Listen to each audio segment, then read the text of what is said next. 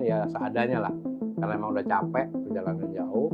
Akhirnya kita menginap di salah satu hotel melati hotel kecil. Saya berdua dengan teman saya namanya Jaka, kita nginep di kamar nomor 18. Antara jam 2 jam 3 nggak salah saya terbangun. Pas saya terbangun, kenapa tiba-tiba teman saya ada di kamar mandi tidurnya?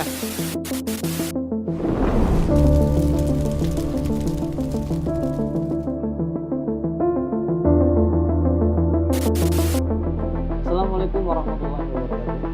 Ketemu lagi di channel kami Jagat Dimensi. Masih bercerita tentang pengalaman pribadi. Kalau kemarin-kemarin kan saya yang cerita tentang pengalaman saya gitu ya. Sekarang gantian, saya ada tanya tentang pengalamannya Mas Didi nih. Gimana Mas Didi? Ya bisa, kita bisa bercerita mungkin cerita masa kecil. Boleh. Masa kecil tapi ya mungkin lucu aja gitu. Antara lucu mungkin bagi sebagian orang itu serem, Mistis. ya. Ada sih perasaan takut juga, kita mau namanya manusia. Itu usia berapa Mas? Waktu SD, antara SD kelas 5 kelas 6 senem. Udah itu terjadi. Di situ ada di daerah Klaten, terus di daerah di Dukuh Jagan Kidul, Desa Nyembu Kidul, ada satu gereja, yaitu gerejanya di bawah, di sini ada kali gitu kan. Di atasnya itu ada kali, ada jalan, ada gorong-gorong. Setiap masyarakat yang lewat situ, setiap menjelang maghrib atau sanikala, suka ada kejadian-kejadian aneh. pokoknya ada lah istilahnya penampakan diri, atau istilahnya ya mungkin ada yang merasa terganggu atau yang tidak. Gitu. Setiap itu sering mendengar gitu. Orang tua juga nanti kalau maghrib segera pulang, jangan main di situ harus segala macam gitu. Dari situlah rasa penasaran tuh ada. Saya dengan teman saya waktu itu dengan namanya Mulyono Bos. Ya, Bos Mulyono. gitu kan. Mulyono Bos. Karena emang dia bukan bos gitu kan. Kalau Bos Mulyono bos ya, berarti. ya, itu kita penasaran. Namanya anak kecil penasaran. Pengen tahu ya. Pengen tahu ada apa sih gitu. Memangnya jalan kita itu selalu berdua tuh. Kemana-mana segala macam berdua. Kalau orang-orang berangkat ke masjid segala macam itu karena main penasaran gitu kan. Kita berangkat dari rumah membawa sebuah karung. Bawa karung, kita tungguin tuh. Emang entar dulu Mas, potong dulu. Itu ceritanya apa sih? Penampakan apa sampai si Mas kalau yang karung terkenal di daerah sana gitu, di tempat lahir saya itu namanya Gelundung Pringis. Gelundung Pringis. Iya, jadi kayak bentuk kepala. Kepala yang ngegelundung. Padahal kan di situ ada, ya kalau penampakan bisa dicari lah di Google, Gelundung Pringis itu seperti apa. Gitu aja. Itu yang setiap itu ada masyarakat yang lewat menjelang maghrib, ada yang kadang-kadang hindarin, kadang-kadang nyemplung di kalinya. Gara-gara itu ya, diganggu itu ya. Banyak cerita ya. Kita berdua tuh penasaran, kita datengin, kita tungguin dari maghrib tuh, kok sudah azan maghrib, kok belum keluar, belum nongol juga ya, belum nongol gitu. Apa mungkin tahu gitu, waktu itu berpikir itu tahu gitu. Tapi kan namanya kita berdua ya, anak bandelnya anak masa kecil kan. Dari situlah kita tungguin, nggak ada yang lewat. Jadi kita mau pulang. Pas kita udah berangkat dari tempat situ, atau kalau orang Jawa bilang bu atau gorong-gorong di atas itu, kita berangkat mau pulang, baru berapa langkah lihat muncul ngegelundung. Tangkap nih Mas. Iya, saya ingat itu waktu itu kita langsung kejar gelundung, nggak tanya masuklah ke gorong-gorong yang mungkin airnya kecil lah, masuk gorong-gorong, kita tetap masuk, kita kejar masuk segala macam sampai bilang bos kamu dari seberang sana, aku dari sini. Kita coba cari, ketemulah di situ. Katanya benar di situ kan. Masukinlah ke karung, dipakai karung, ditangkap karung, bawa pulang. Ya mau dibawa ke rumah ceritanya. Ya pulang, sampai rumah, istilahnya kan, udah baju kotor, basah, nah lumpur kali. Sampai rumah, ketemulah bapak, kamu dari mana jam segini baru pulang. Itu pas udah habis ini iseng gitu. Ini apa tuh? Bawa apaan ini? Bola. Bal kalau orang ya bilang. Orang tua nggak tahu ya itu. Iya, orang nggak tahu. Pas sudah sih ini, coba lihat, pas dilihat, bukan itu, tapi langsung digaplok, langsung jatuh, balikin, lepasin. Itu waktu itu Bapak melihatnya apa tuh? Bapaknya Mas itu perwujudannya apa? Iya, perwujudannya gunung pringis. Bola. Iya, kepala. Kepala. Saya kayak kepala manusia. Itu antara percaya atau tidak, tapi zaman waktu saya masih kecil, umur kalau dibilang 40 tahun yang lalu atau 30 tahun yang lalu terjadi. Saya alami gitu. Seperti itu. Itu salah satunya. Salah satu ya itu. Masih banyak loh teman-teman pengalaman Mas Jidi yang ya seremnya ini. Bandelnya gitu. Padahal kalau dipikir ya kita zaman kecil juga cengeng. Itu pas nangkep itu nggak ada rasa takut Mas sama ya kita temennya itu? Nggak ada temen kan, kita berdua memang yang namanya bos itu, apalagi bos ini teman saya ini itu kakek sama bapaknya itu memang kalau dibilang saudara. Bukan saudara, tapi emang turun-temurun dia setiap bulan Suro itu melakukan ritual atau acara seperti orang main debu segala macam, apa namanya besi dibakar sampai merah daripada jilat dan segala macam. Jadi apa ya, nggak tahu ilmu apa, saya kurang paham. Ya. Menurun ke dia, ya kita udah kalau udah pergi kemana berdua itu nggak ada rasa takut. Padahal mah kalau udah malam lewat gelap aja udah merinding nih. Kalau berdua mah anteng-anteng aja kali ya. Itu kalau berdua asal nyaman gitu. Itu becanya dibalikin lagi tuh ke gorong-gorong itu. Akhirnya kita lepasin balik. Itu karena sambil nangis karena habis digaplok. Bandel. Orang udah takut malah ditangkep. Nah, gitu. Tapi kan kebukti. Jadi sebuah pengalaman gitu. Entah benar atau tidak, tapi itulah yang terjadi. Cerita di masyarakat mungkin dengar doang ya asalnya ya. Begitu dibuktiin emang nyata seperti gitu. Iya, mungkin kalau sekarang itu sulit kali ya menangkap yang seperti itu, sulit. Zamannya kan ya, udah zamannya udah beda. Pengalaman yang lain Mas, itu kan Mas masih kecil nih. Ya. Yang udah dewasa dong, rada-rada. Kalau udah SMP, setelah SMP saya merantau. Lulus SMP saya merantau ke Jakarta. Jakarta untuk biaya hidup. Itu waktu itu kan nggak ada siapa-siapa, waktu itu Om juga jauh, di Jakarta juga Om jauh. Yeah. Karena merasa di kampung oleh bapak itu kayak yang rimanya. Padahal udah dimasukin ke sekolah. Sudah dimasukkan udah didaftarkan, lulus SMP itu udah didaftarkan ke STM. Di kampung sana? Iya, kampung sana. Tapi nggak mau? Tapi nggak mau. Akhirnya saya lebih memilih dengan kebiarnya. Ibu kota. Ya. Saya coba ya berangkat lah waktu itu dengan tiket bus, naik bus itu sekitar Rp5.000.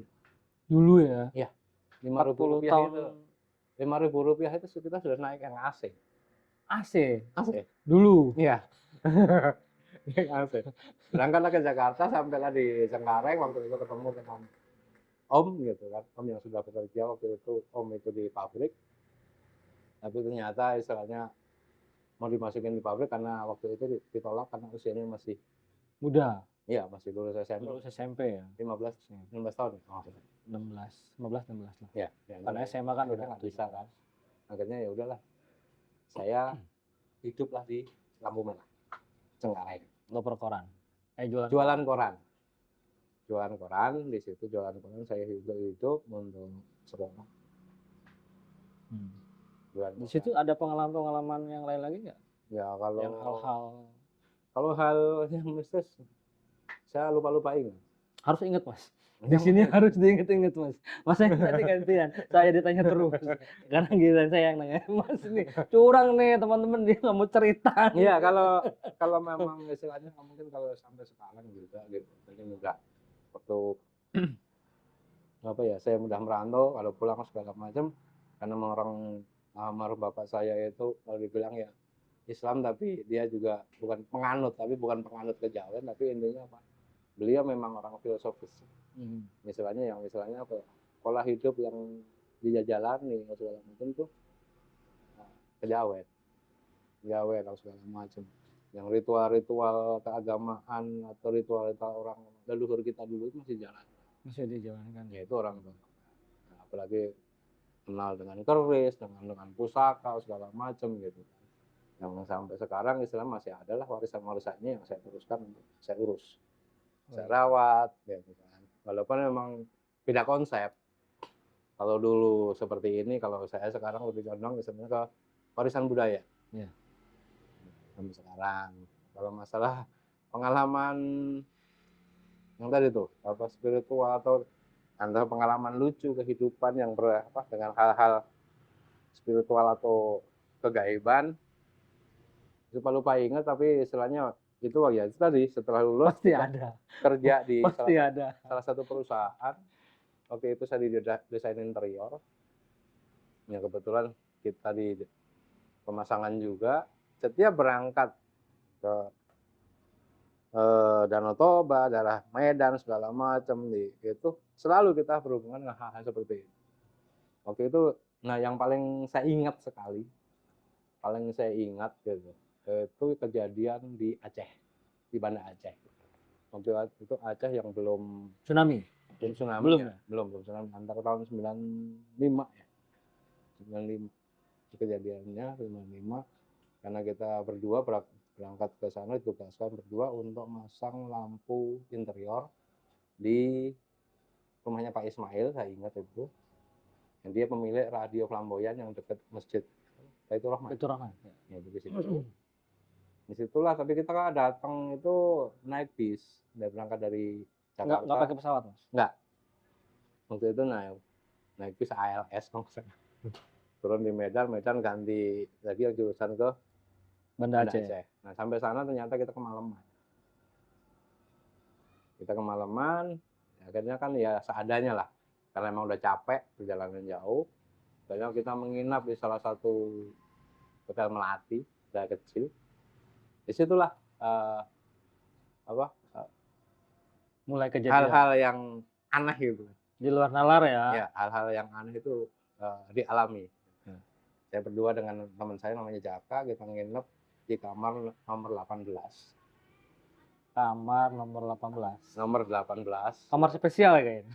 Nggak tahu itu, kalau kami awalnya kita nggak tahu, karena emang kita udah datang ke sana tuh capek. Nggak pengen buru-buru istirahat atau segala macam. Datang langsung tidur. Nah, waktu datang katanya penuh gitu. Kata dari si siapa? Resepsionisnya bilang penuh. Tapi di situ saya bilang, ya udah Pak, pokoknya yang penting kamar di mana kita bisa tidur. Yang penting ada kamar buat istirahat. Bisa istirahat. Ya kan gitu. Akhirnya kan dikasih kamar nomor 18. Sisa tuh satu kamar lagi kayaknya. Iya, itu satu-satunya gitu. Itu pun ada di pojokan kalau nggak salah tuh. Itu masuk ke sini, itu di pojokan sebelah sana. Saya ingat banget itu. Itu kita tidur. Awal malam pertama aman aja. Tidak terjadi apa-apa. Aman, tidak ada gangguan. Pokoknya udah mungkin capek kan. Iya. Tidur pulas sudah. Kita berdua. Udah bangun pagi, kita sarapan bareng-bareng tuh. Yang namanya hotel kecil gitu kan. Sarapan. Kita ngopi bareng di meja apa tuh namanya? Di hotel kan. Tuh, akhirnya nanya, ada sopir mobil box kalau nggak salah. Menanya, nginep di kamar nomor berapa? 18. Saya ceritakan. Tapi kalau orang sana mungkin udah tahu ya kamar nomor 18 itu. Ya mungkin yang langganan udah hafal gitu kan. Seperti yang tadi sopir. Makanya dia nanya, Mas, kamar nomor berapa? Nomor berapa? 18. Waduh. Serius? Dia itu inget tuh. Serius? Iya. Kenapa? Kalau bisa minta deh ini ganti kamar. pindah kamar aja. Ya emang kenapa? Ya udah kalau emang ini. Udah kita buru-buru, nantilah kamar saya ngomong lagi.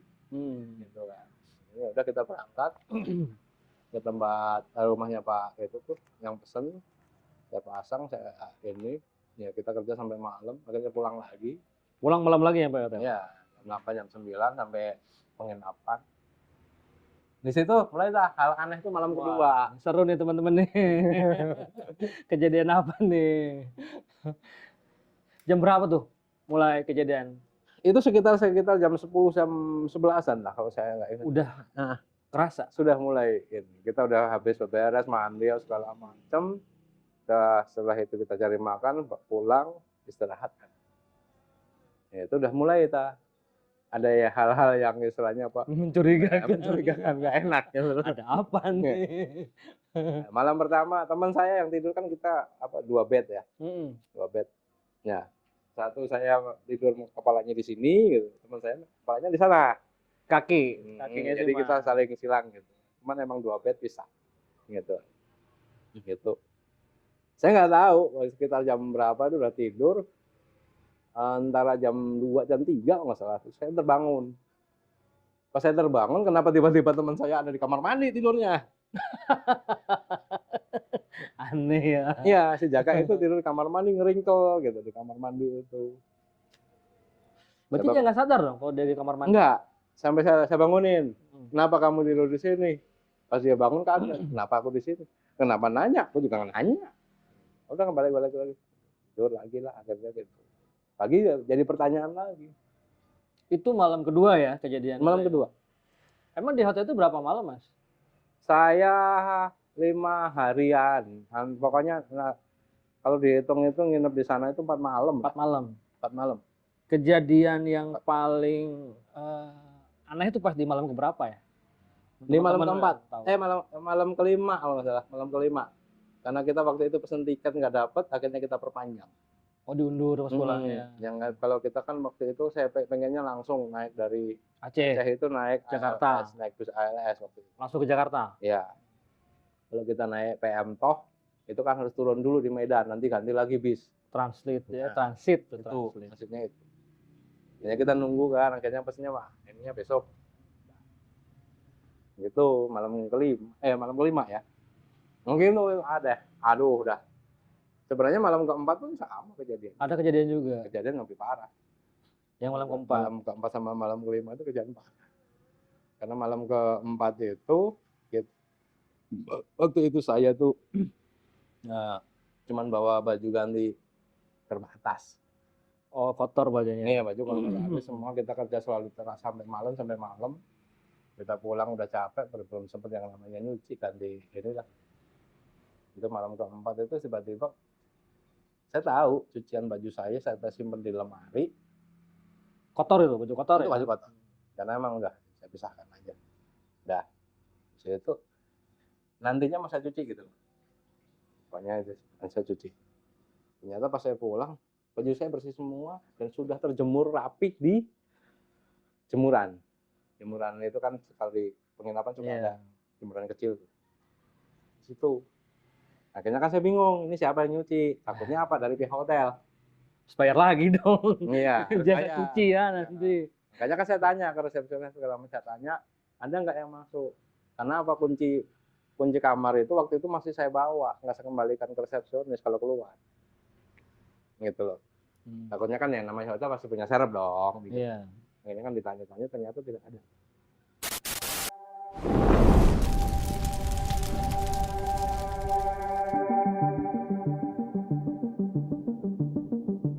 Kenapa cuma baju saya saja, baju teman saya nggak Cuci.